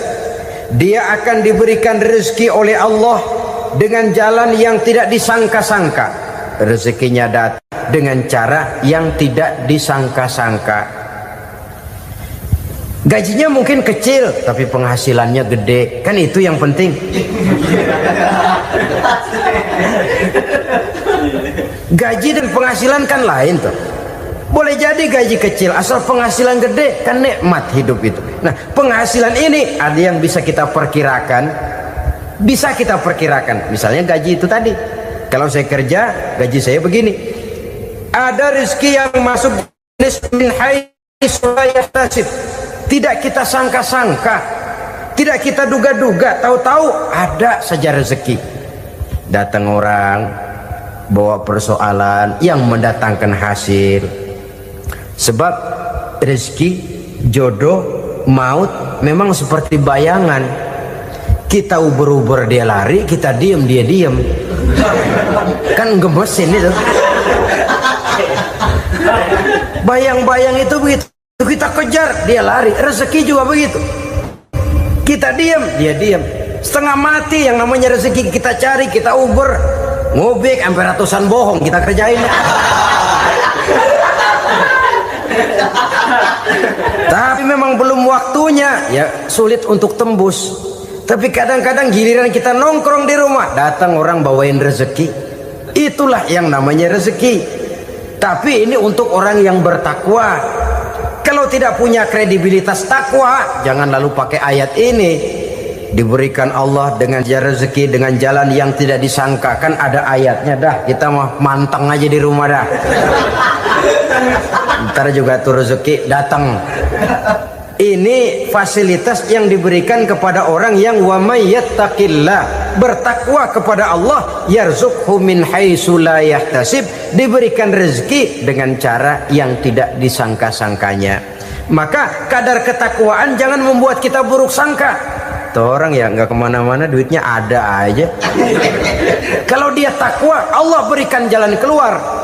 Yang lantas ngelihat kiai orangnya ahli ibadah, ilmunya tinggi, akhlaknya luar biasa, takwanya tinggi, rezekinya lancar, lalu husnuzon nih kiai nggak kemana-mana, duitnya banyak, miara tuyul kali ini. Itu termasuk jaminan Allah yang masuk kategori min haitsu la yahtasib. Yang ketiga, yaj'al lahu min amrihi yusra, dimudahkan segala urusannya. Kemudian yang keempat, yukaffir anhu sayyiatihi wa yu'azzim lahu ajra, diampuni segala kesalahannya dan dibesarkan pahala kebaikan yang dikerjakannya. Maka mudah-mudahan puasa yang kita kerjakan mengantarkan kita kepada ketakwaan kepada Allah, dan takwa membuka janji Allah kepada kita di dalam kehidupan ini. Kenapa sih kita yakin Quran itu kitab suci? Pertama, ajarannya sesuai dengan fitrah manusia. Suatu kitab dinamakan suci kalau konsep ajarannya sesuai dengan fitrah. Contoh, ini laki-laki ini seneng nggak sama perempuan? Normal. Kalau nggak seneng, saya ragu-ragu. Perempuan seneng nggak sama laki-laki?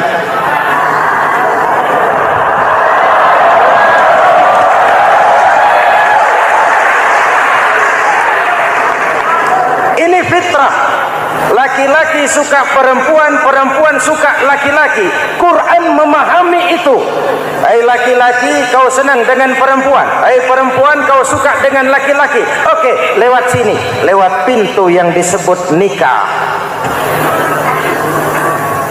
Kalau kitab suci melarang nikah, itu bertentangan dengan fitrah manusia. Maka dalam Quran, mulai dari umat sampai ulama dan segala profesi dianjurkan nikah. Kalau kiai tidak boleh nikah, saya pilih mengundurkan diri, Pak.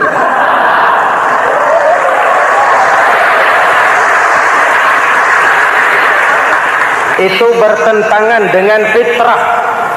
Lagian mubazir dikasih perabotan nggak dipakai.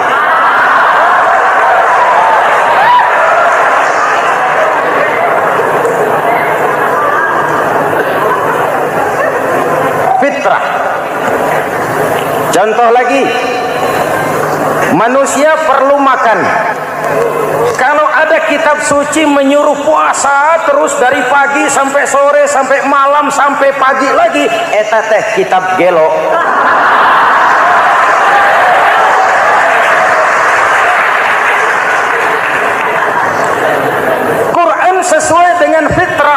puasa mulai dari imsak sampai datang waktu maghrib. Puasa ngebleng dari pagi sampai sore sampai malam merusak kesehatan. Malam berpuasa boleh bergaul dengan istri. Kenapa? Fitrah. Kalau siang tidak boleh, malam tidak boleh, sebulan penuh panas kepala.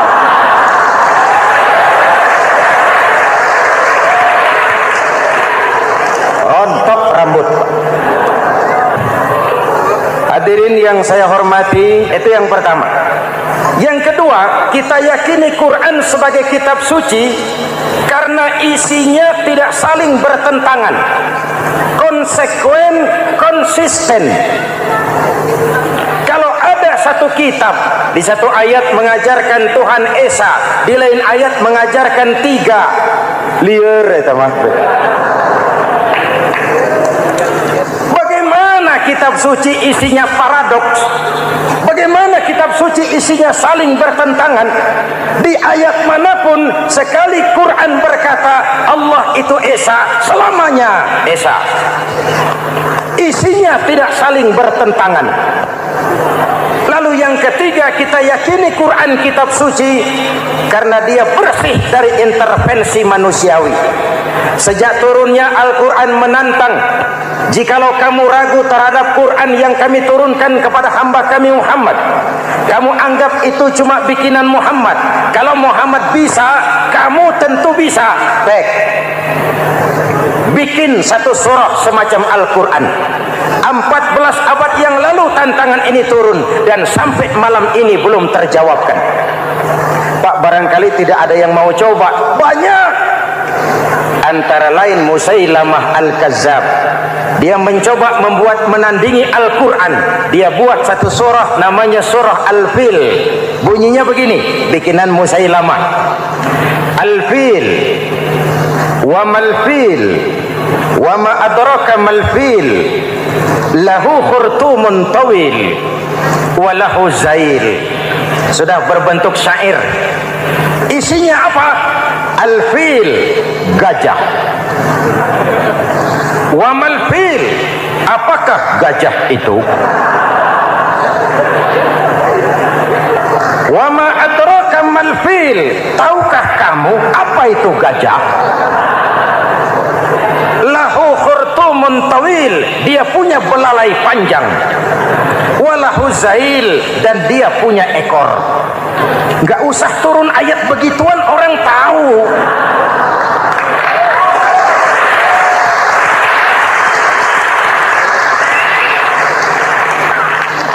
Kalau redaksi mendekati, maka isi jauh panggang dari api.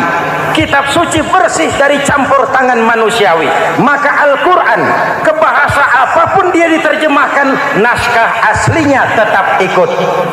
Dia boleh diterjemahkan ke bahasa Sunda, bahasa Jawa, bahasa Padang, bahasa Inggris, bahasa Jerman, bahasa Belanda, naskah aslinya tetap ada. Kenapa? Bahasa ke bahasa perbedaannya sering frontal. Kalau dari gelas menjadi gelas, eta mah caket. Dari lamp menjadi lampu, itu masih serumpun. Tapi cokot Sunda dengan cokot Jawa itu jauh bedanya. Atos Sunda dengan atos Jawa itu jauh. Ulama Sunda sama ulama Jawa nggak pernah akur kalimat atos ini.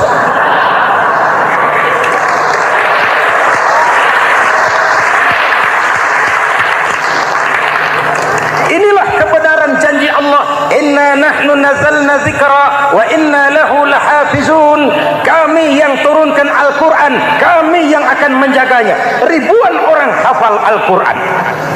Lalu apa pesan-pesan misi utama Al-Quran? Pertama, menegakkan tauhid. Ini yang lebih dahulu, membentuk kualitas sumber daya manusia dengan menanamkan nilai-nilai keimanan, membebaskan dari ketergantungan kepada benda. Ya ayyuhan nasu ubudu rabbakumul ladzi khalaqakum. Hai manusia, Tuhanmu yang perlu kau sembah hanyalah Tuhan yang telah menciptakan kamu. Jangan menyembah Tuhan yang tidak pernah menciptakan kamu. Mengapa kau menyembah harta padahal dirimu lebih berharga dari harta? Kenapa kau menyembah pangkat dan jabatan padahal dirimu lebih berharga dari pangkat dan jabatan?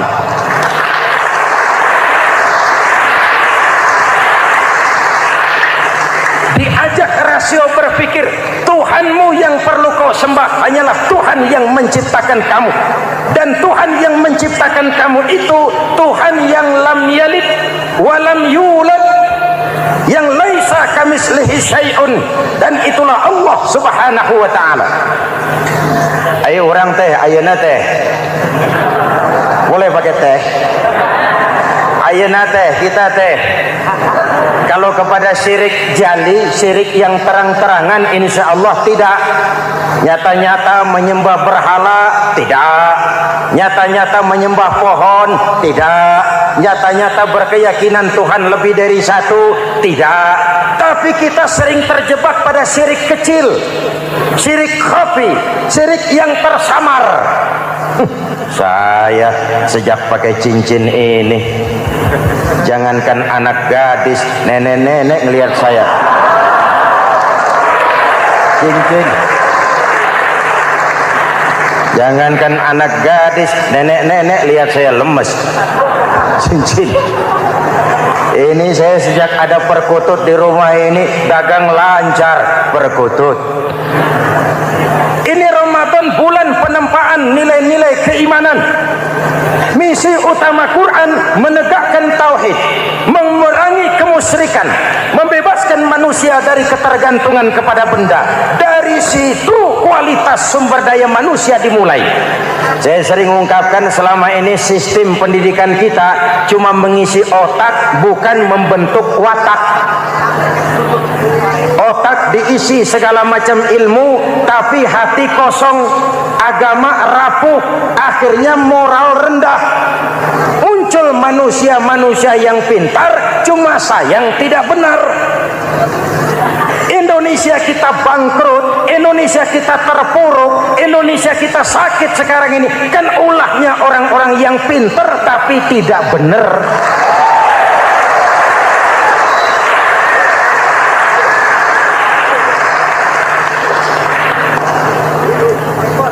Saya bicara kayak begini, ini bukan pidato politik, ini nurani. Politik naon kadut.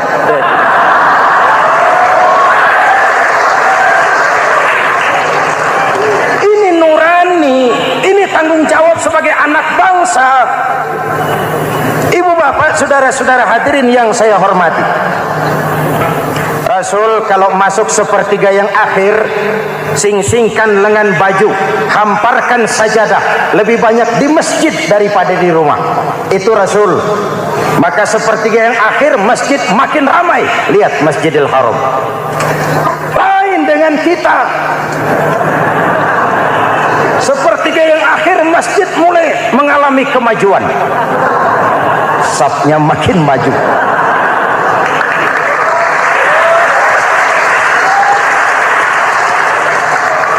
Pasar ramai, terminal beludak. Padahal sepertiga yang akhir itu puncak. Padahal di situ nilai tambah. Dan anggap ini Ramadan terakhir yang diberikan Allah kepada kita. Kenapa? Memang tidak ada jaminan tahun depan ketemu Ramadan lagi.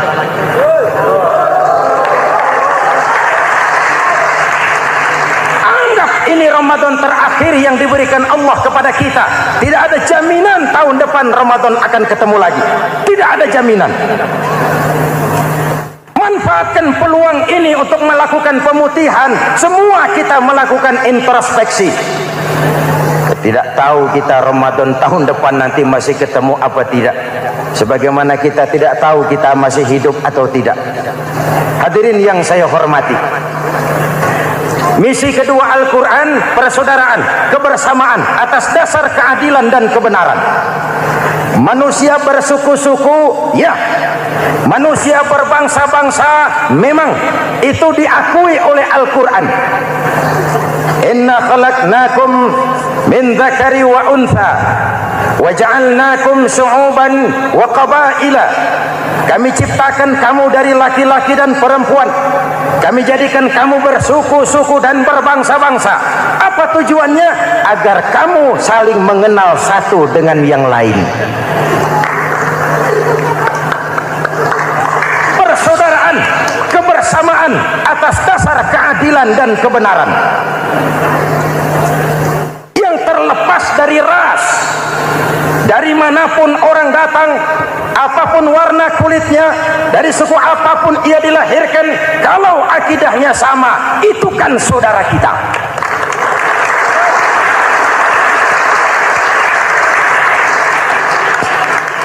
Seperti di masjid, kita tidak peduli dari mana kita datang. Yang datang dari kidul, madhab ngulon mang.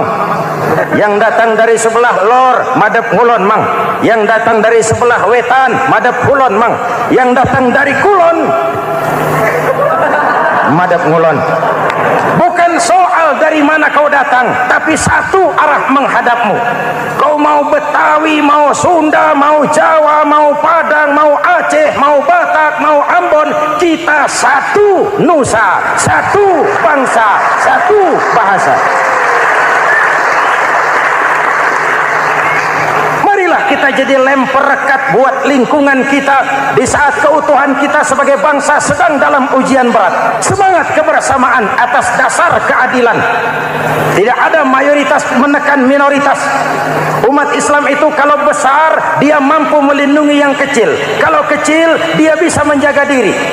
Tiap sholat Jumat khatib berpesan pada akhir khutbah kedua, innallaha ya'muru bil adli wal ihsan. Innallaha ya'muru bil adli wal ihsan. Allah memerintahkan kamu menegakkan keadilan dengan argumen, bukan dengan sentimen. Mengajak, bukan mengejek. Merangkul, tidak untuk tujuan memukul. Kalau sebagai bangsa kita utuh, kompak dan bersatu, saya yakin kita akan bisa mengatasi kesulitan-kesulitan sekarang ini.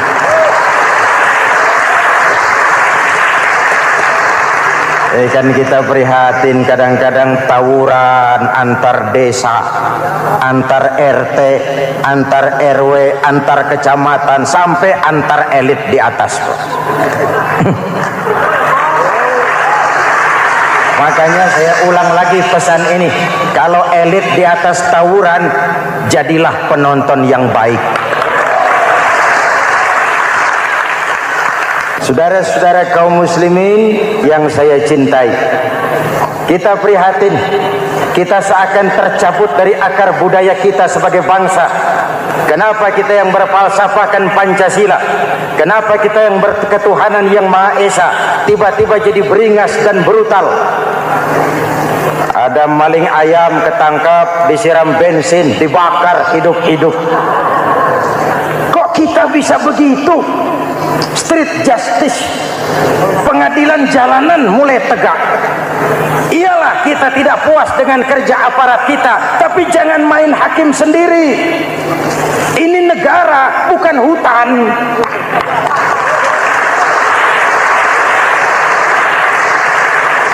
Jangan mencegah kemunkaran dengan menegakkan kemunkaran baru. Oleh hal-hal yang sepele yang mestinya kita bisa mencari jalan keluar dengan baik. Ayo luruskan saf, rapatkan barisan, satukan langkah, tautkan hati. Kita satu umat yang satu, diikat oleh Al-Quran. Hanya dengan kebersamaan kita akan mampu menata hari esok yang lebih baik atas dasar keadilan dan kebenaran. Dulu teh Muhammad Toha teriak takbir ngadepi Belanda. Bung Tomo teriak takbir ngadepi Belanda. Ayeuna takbir ngadepi batur sadulur salembur. Nanaunan.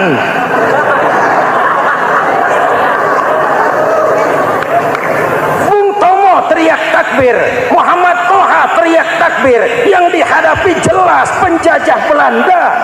Kita ngadepi saudara sendiri, Allahu Akbar. Yang sana teriak Allahu Akbar. Setan tepuk tangan di tengah. Yuk kita rukun yuk. Kita kompak yuk. Kita bersatu yuk. Kita pulang yuk.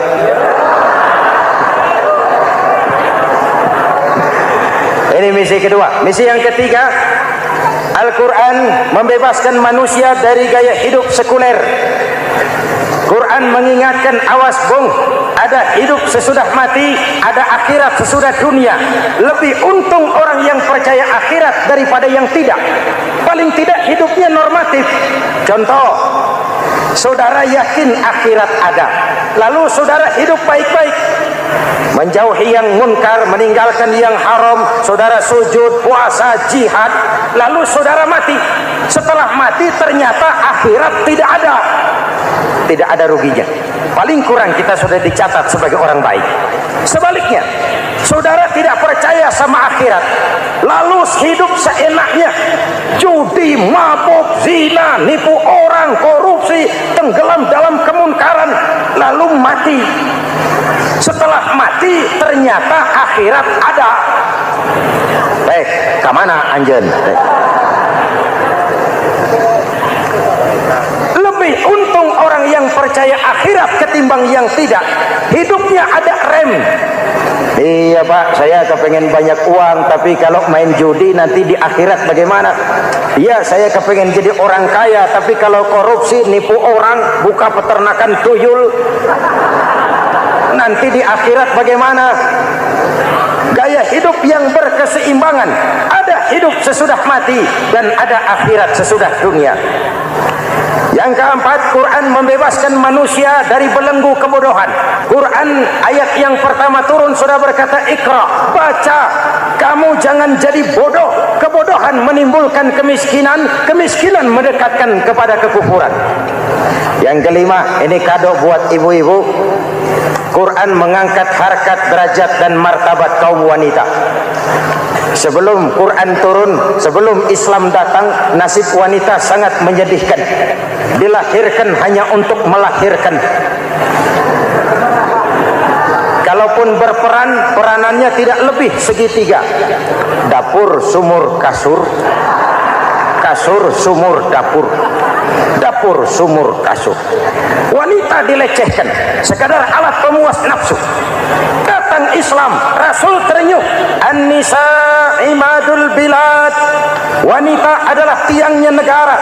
Jikalau baik wanita, baik negara. Jikalau rusak wanita, hancur negara. Karena wanita, negara jaya. Betul? Karena wanita, negara hancur. Betul? Maka wanita adalah bidadari yang kadang-kadang setan. Kadang-kadang.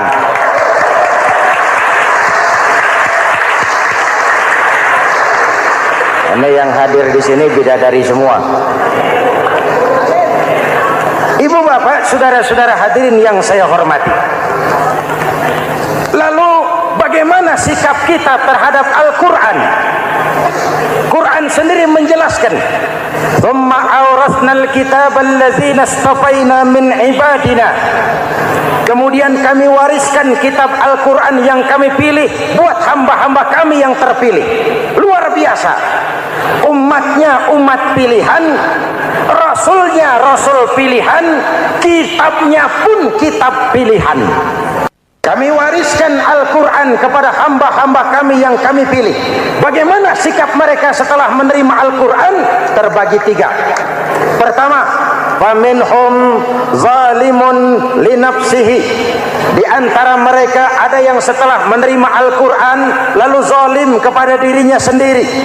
Diterimanya Al-Quran dengan lidahnya, tapi ditolak dengan perbuatannya.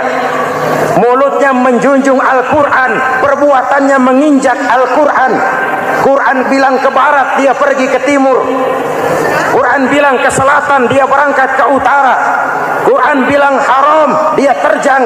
Quran bilang halal, dia tidak mau. Orang seperti itu tidak zalim kepada Allah, tapi zalim kepada dirinya sendiri. Mudah-mudahan kita yang termasuk golongan ini. Amin. Yang kedua, wa minhum muqtasid. Di antara mereka ada yang menerima Quran 50-50. Separuh-separuh. Yang enak dilaksanakan, yang berat ditinggal.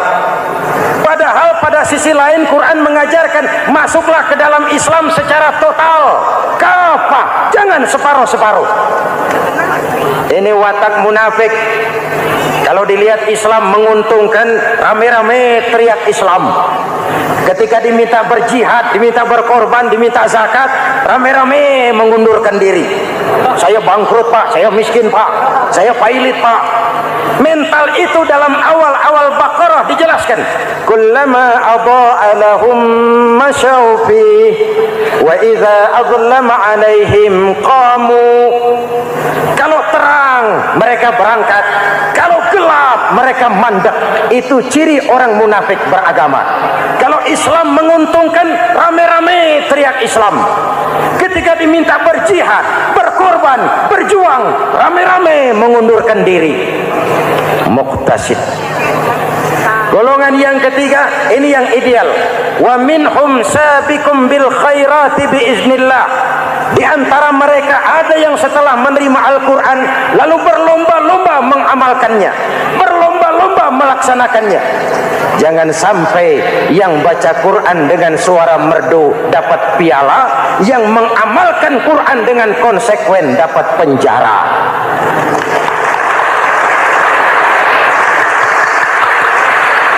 Itu ironi, itu menyedihkan, itu memilukan, dan itu memalukan.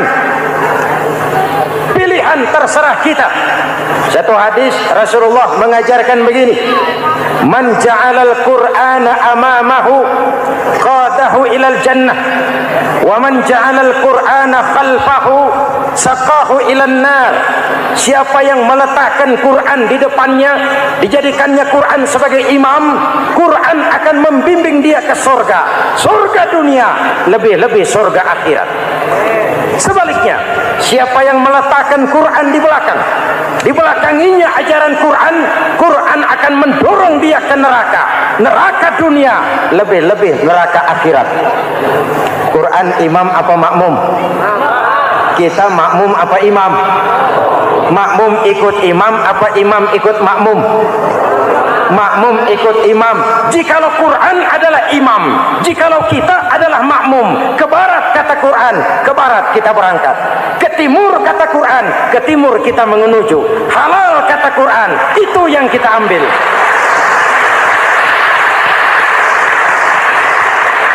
Mari kita jadikan Ramadan sebagai bulan di mana sedikit demi sedikit kita berupaya kembali menjadi generasi yang Qurani. Rasulullah pernah ditanya, kalau Tuhan wafat ya Rasul, kemana kami minta nasihat? Aku tinggalkan kamu dua nasihat. Satu yang diam saja, satu yang bisa bicara. Yang bisa bicara apa ya Rasul? Al-Quran. Minta nasihat Quran. Yang diam saja apa ya Rasul? Maut. Dalam hidup ada dua nasihat.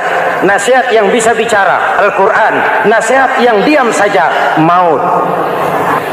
Mau dagang, minta nasihat Quran. Mau bertetangga, minta nasihat Quran. Itu nasihat. Nasihat yang kedua, diam saja, tahu-tahu datang maut. Makanya anggap ini Ramadan terakhir yang diberikan Allah kepada kita, karena tahun depan tidak ada jaminan kita bertemu Ramadan.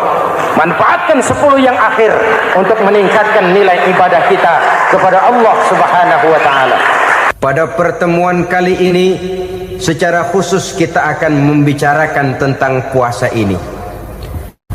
Kita akan mulai dari yang pertama, puasa sunnah.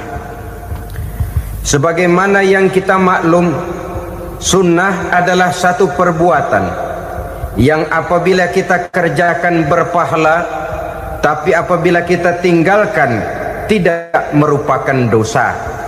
Hanya saja ia merupakan barometer dan ukuran daripada orang-orang yang cinta kepada sunnah itu sendiri. Ada banyak jenis puasa sunnah ini. Yang pertama, puasa sunnah di bulan Muharram. Rasulullah sallallahu alaihi wasallam bersabda,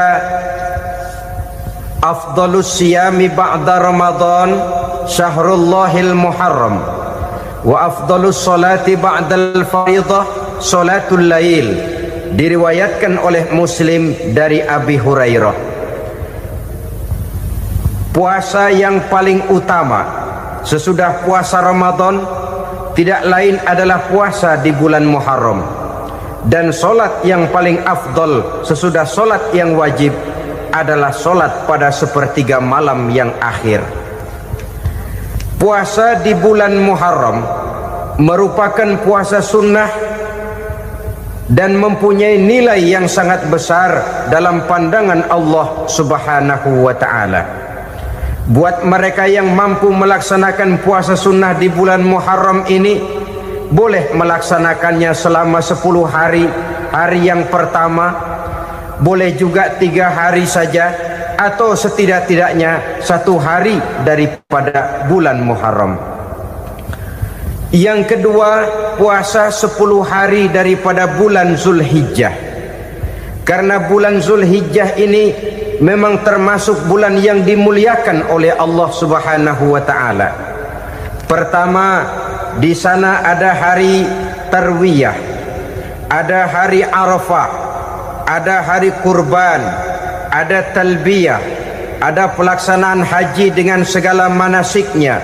Maka puasa sunnah di bulan Zulhijjah merupakan amalan yang sangat utama dan besar pahalanya dalam pandangan Allah Azza wa Jalla. Sebagian ulama menjelaskan, man shoma hazihil ayyam akramahullahu bi asri asya'in. Siapa orang yang melaksanakan ibadah puasa sunnah pada hari-hari 10 di bulan Zulhijjah ini, Allah Subhanahu wa ta'ala akan memuliakannya dengan 10 macam perkara. Saudara, ini keuntungannya. Yang pertama, orang yang puasa di hari-hari 10 bulan Zulhijjah diberikan al-barakah fi umrihi, diberikan keberkahan pada umurnya. Setiap kita ingin memperoleh umur yang berkah. Umur yang berkah itu yang bagaimana? Apa yang jumlahnya panjang? Mungkin. Tetapi yang jelas, umur yang berkah ini adalah umur yang bisa dipertanggungjawabkan di hadapan Allah Subhanahu wa ta'ala. Artinya, umur yang diisi penuh dengan kebajikan, umur yang diisi dengan segala macam kegiatan ibadah, dan umur yang dengan demikian sungguh pun kita sudah mati, jasad terkubur dalam tanah, nama kita akan tetap hidup, dikenal orang oleh karena kebajikan yang kita kerjakan. Saya kira akan lebih merupakan azab ketimbang nikmat kalau orang diberikan umur panjang tapi hanya untuk menumpuk-numpuk dosa saja. Kan lebih baik mana? Umur pendek banyak pahala, umur panjang banyak dosa. Lebih baik mana? Saya yakin yang paling baik tentu umur panjang banyak pahala. Paling sial umur pendek dosa melulu. Sudah diberikan umur pendek tidak seberapa, dosa berlipat ganda. Itu kalau orang kampung bilang tekor namanya. Rugi. Umur pendek hanya untuk menumpuk-numpuk dosa. Boleh jadi kalau umat-umat zaman dulu, saudara, mereka diberikan umur panjang. Nabi Adam, kita tahu Nabi Adam itu 2000 tahun umurnya. Nabi Nuh 950 tahun. Umatnya ya rata-rata segitu itu. Nah, kalau mereka misalnya punya umur 800 tahun, lalu 200 tahun mereka melakukan dosa, kan masih punya restan 600 tahun untuk taubat. Karena umurnya diberikan jatah panjang. Kita ini oleh Allah Subhanahu wa ta'ala, umat Nabi Muhammad ini umurnya pendek-pendek. Kalau nyontoh Nabi 63 tahun saja. Kalau diberikan 70 tahun umur kita sekarang, itu sudah dapat jatah lebih 7 tahun. Alhamdulillah bahwa Allah memberikan saat-saat, waktu-waktu, tempat-tempat yang punya nilai istimewa, sehingga umur yang pendek ini bisa bernilai panjang, nilai ibadahnya bisa bernilai pahala seperti umat yang berumur panjang dahulu itu. Karena itu manfaatkan umur dengan baik, dan salah satu keberkahan daripada umur akan datang dengan melaksanakan ibadah puasa sunnah. Ini yang pertama. Yang kedua, az-ziyadatu fi malihi, berikan tambahan hartanya, menjadi orang kaya. Kaya apa? Kaya hati setidak-tidaknya. Karena dengan tekun dan rajin melaksanakan ibadah puasa yang segera tertanam dalam jiwa seseorang, merasakan cukup di dalam kehidupan.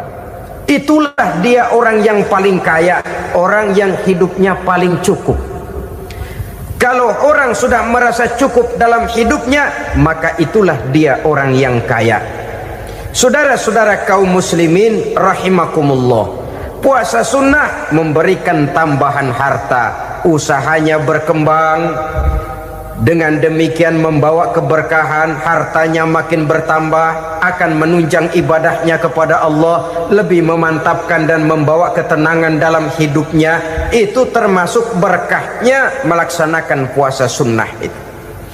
Yang ketiga, al-hifzu fi iyalihi, diberikan penjagaan, perlindungan terhadap keluarganya, anaknya sehat, sanak famili dan handai tolannya terjaga dan terpelihara dari segala malapetaka, dari segala mara bahaya, kesehatannya terjamin dan terpelihara. Itu sudah merupakan modal yang sangat besar di dalam kita mengarungi kehidupan. Sebab rasanya sulit untuk bahagia, duit kita banyak sekali, usaha kita selalu mendatangkan untung yang berlipat ganda. Tapi sebentar-sebentar anak kita sakit, yang ampek, yang korengan, yang kena musibah, ndak tak karu-karuan sakit, berobat sampai jutaan rupiah. Itu kan sudah tidak membawa kebahagiaan. Uang masuk yang begitu banyak jumlahnya, habis akhirnya untuk berobat saja. Sebenarnya hitung-hitung ya seri-seri juga. Usaha berhasil, duit banyak, habis untuk berobat. Lah sama juga saudara-saudara. Jadi dengan demikian, biar duit kita banyak, asal keluarga pada sehat saja, udah enak bener itu. Duit banyak, ekonomi cukup, keluarga sehat, nikmat rasanya menjalani kehidupan ini. Yang kiamat sudah duit kagak barang seperak, keluarga ampek semua. Kiamat sudah. Saudara hadirin yang saya hormati, jadi yang ketiga, Allah memberikan pemeliharaan terhadap keluarganya. Satu kali orang dipelihara Allah, tidak satu kekuatan pun yang bisa mencelakakan. Satu kali orang disengsarakan Allah, tidak satu tenaga pun yang mampu menyelamatkannya. Itulah sebabnya perlindungan Allah, pemeliharaan Allah terhadap diri dan keluarga sangat kita perlukan di dalam kehidupan ini. Dengan melaksanakan ibadah puasa, kita mendekatkan diri kepada Allah. Dengan dekat kepada Allah, maka Allah pun dekat kepada kita. Sehingga dalam hadis qudsi dikatakan, ta'arraf ilallahi firraha ya'rifka fi syiddah. Ingatlah kepada Allah di waktu kamu senang, agar Allah ingat kepada kamu di waktu kamu susah. Yang kita laksanakan kadang-kadang sebaliknya. Waktu susah kita ingat Allah, waktu senang kita lupa Allah. Akhirnya nanti pada waktu kita melarat, kebelangsak, susah dan sebagainya, pertolongan tidak akan datang kepada kita. Benar, ta'arraf ilallah firraha ya'rifka fi syiddah. Ingatlah kepada Allah di waktu kamu susah, ingatlah kepada Allah di waktu kamu senang, agar Allah ingat kepadamu di waktu kamu mendapat kesusahan. Umumnya watak manusia memang kalau sudah dapat susah, ingat kepada Allah. Waktu duduk, waktu berbaring, sambil tidur, dalam segala keadaan Allah disebutnya, Allah dimintakan pertolongannya. Tapi dikala dia berada pada posisi di atas angin, merasa senang, bahagia, Allah terlupakan. Saudara-saudara kaum muslimin, itu yang ketiga. Yang keempat, at-takfiru li sayyiatihi, orang yang melaksanakan puasa sunnah itu diampuni segala dosa dan kesalahan yang telah dilakukannya. Dan yang kelima, atad'ifu li hasanatihi, diberikan balasan yang berlipat ganda dari segala kebaikan yang dikerjakannya. 1 berbalas 7, 7 bisa berbalas 10, 10 masih berbalas 100, masih ditambah dengan wallahu yudha'ifu liman yasha. Allah melipat gandakan pahala orang-orang yang dikehendakinya. Maka carilah satu kebaikan yang apabila kita kerjakan, dosa akan dihapus dan nilai pahalanya menjadi berlipat ganda. 1 kali kita bekerja, 2-3 pulau bisa kita raih dan kita jangkau. Yang keenam, orang yang melaksanakan puasa sunnah di bulan Zulhijjah, at-tashil li sakarati mautihi, diberikan kemudahan pada saat menghadapi sakaratul maut. Maut a mysterious problem. Dia adalah pintu yang setiap orang pasti akan memasukinya. Bahwa mati adalah mati, itu semua kita tahu. Tapi hakikat orang pada saat menghadapi mati itu kan berbeda-beda. Ada yang matinya itu gampang sekali, persis orang tidur saja, tidak nampak gelisah, tidak bikin susah yang hidup, tidak gelimpangan di tempat tidur, persis seperti orang mau tidur saja. Ada yang sulit sekali menghadapi sakaratul maut, gelimpangan di tempat tidur, bikin bingung orang yang nunggu, kadang-kadang seperti kerbau digorok lehernya. Saudara-saudara, sulit menghadapi sakaratul maut. Oleh karena itu Rasulullah sallallahu alaihi wasallam sering, beliau itu kalau berdoa membaca Allahumma hawin alayya fi sakaratil maut. Ya Allah, mudahkan saya di dalam menghadapi sakaratul maut. Rasulullah saja, saudara, orang yang ibadahnya paling banyak, orang yang hatinya paling bersih, orang yang akhlaknya paling luhur, masih berdoa semacam ini. Mohon dimudahkan oleh Allah agar mudah menghadapi sakaratul maut. Apalagi kita, terus terang kita ini paling-paling kelas muhtalid, bangsa sama pahala mau sama dosa doyan. Lebih perlu lagi menghadapi sakaratul maut, sehingga apabila malaikat maut datang menjemput nyawa kita, dimudahkan, jangan dibikin sulit, supaya mudah. Jadilah orang baik-baik. Biasanya kalau banyak yang mati, malaikat maut juga kali main-mainin dulu tuh orang, kutak-katik, ditakut-takutin dan segala macam. Saudara hadirin yang saya hormati, maka menghadapi sakaratul maut ini merupakan kunci. Apakah seseorang bisa husnul khatimah